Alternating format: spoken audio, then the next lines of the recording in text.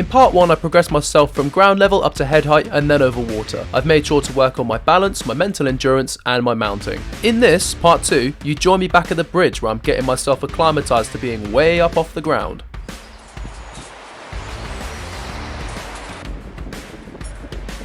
That's good, that's good, that's good. The logic behind chucking myself off this bridge is that if I can fully trust the equipment's going to keep me alive now, hopefully in a few days' time I'll be able to tap into the same mindset. To simplify it, it's like a really extreme version of exposure therapy. Gotta do it. It's Come on. alright, I know. Alright, well, my name's Sam West, and this is Wild West.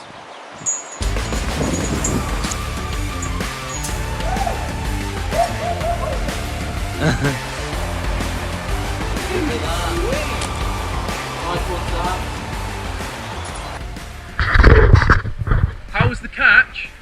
It was good. It wasn't too harsh. It's very high.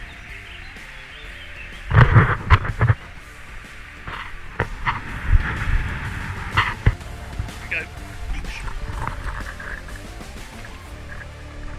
Lovely.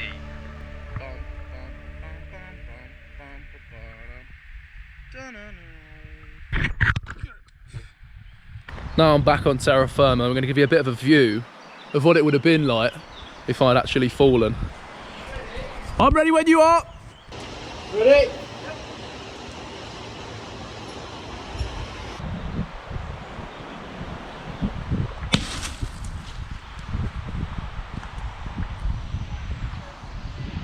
Oh my god. I would have been so toast. Now I know that I'll be turned into a pile of meaty paste if I take a fall from the highline, I set off for Bristol to meet up with somebody who's going to really help me level up my skills and get me ready for my first go on a highline. It's right next to an allotment, right? It's right next to a cemetery.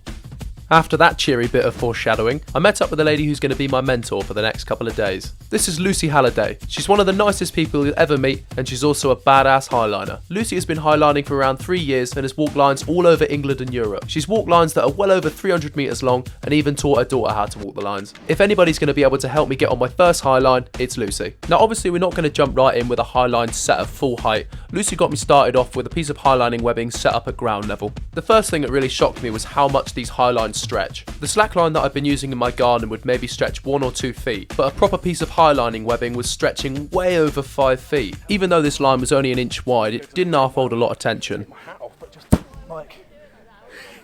Sorry.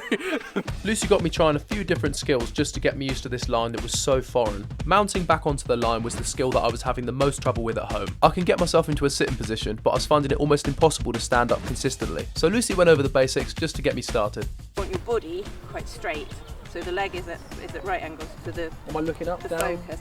You're going to pick a point and just fix your eyes on it. Now I wasn't really sure how to put this part together, but with a lot of coaching from Lucy and her mates, I went from this to this. I was actually at the point where I could start trying to stand up. The practice in the garden had given me a good head start, but to learn how to stand on a line like this, I just had to go through the motions. Just keep trying, just keep trying.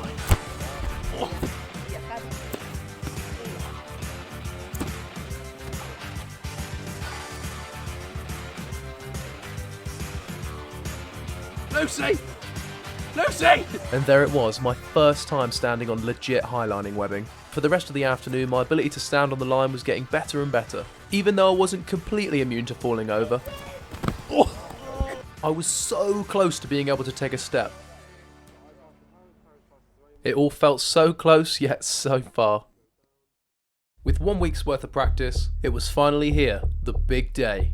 When we first arrived, we found the group perched on the edge of the cliff in what can only be described as a bird's nest. It was the perfect vantage point to see what I'd gotten myself into. At a daunting 50 metres high, this was the high line I had to tackle. It's hard to get across just how intimidating this thing is in real life. You're completely exposed on every side, 50 metres up from your certain doom, and the only thing keeping you up is a piece of webbing that's about as wide as your big toe.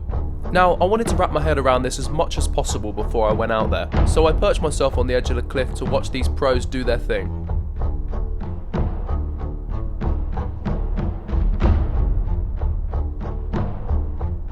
What really helped me was the fact that Lucy sat with me and analysed the movements as they were happening.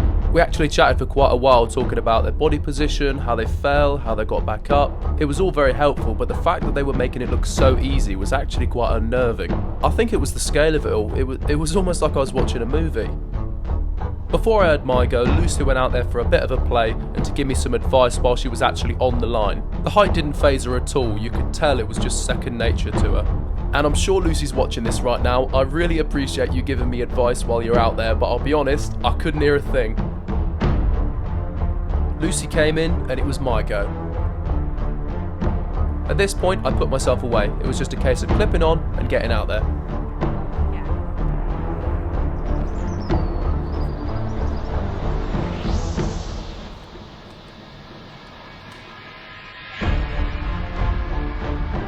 Again, this line feels really foreign to me. It's much longer than the one in the park, so it's stretching a lot. And because I'm way up off the ground, my closest reference point to balance from is nearly 40 metres away. And look, I know the shaking around looks very stupid, but just cut me some slack, it's very high up. Now, unfortunately, the only way to get used to falling off this thing is to fall, so I have to throw myself off on purpose just to get a feel for it. You can hear when I fall just how much tension this line snaps back with.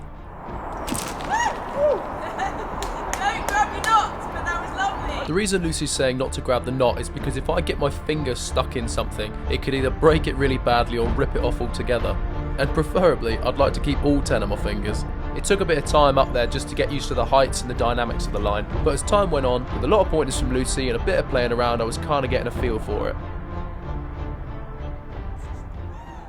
Now let's get down to this business of standing up. At the beginning of the week I'd set the challenge of walking a full length for the line, but at this point it was pretty clear that was going to be almost impossible. To be able to call this week a success, I at least wanted to be able to stand up, so that's what I set my sights on.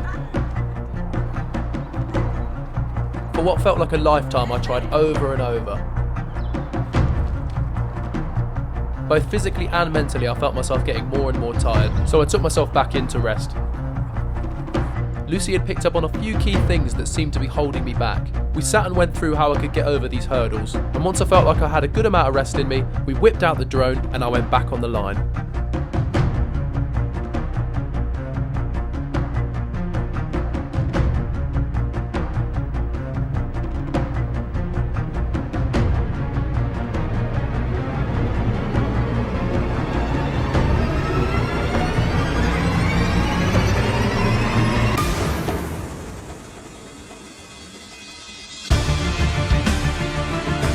And there it was, that last bit of advice had pushed me over the line. In just 1 week, progressing myself from 0 all the way up to standing on my first highline, I couldn't be more happy. And to finish the week in such a beautiful location, surrounded by such amazing people, it was just the cherry on top.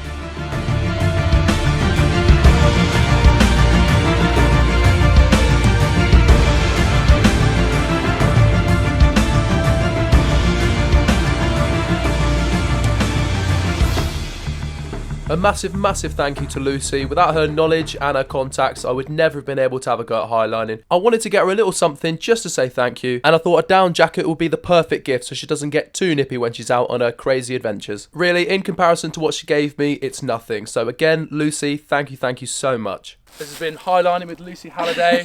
I'm Sam West, and this has been Wild West. Thank you very much. Sorry, and Cece. This has been with Lucy, Cece, and me, Sam West, and this has been Wild West. Goodbye. Woo! I feel like I'm trying it.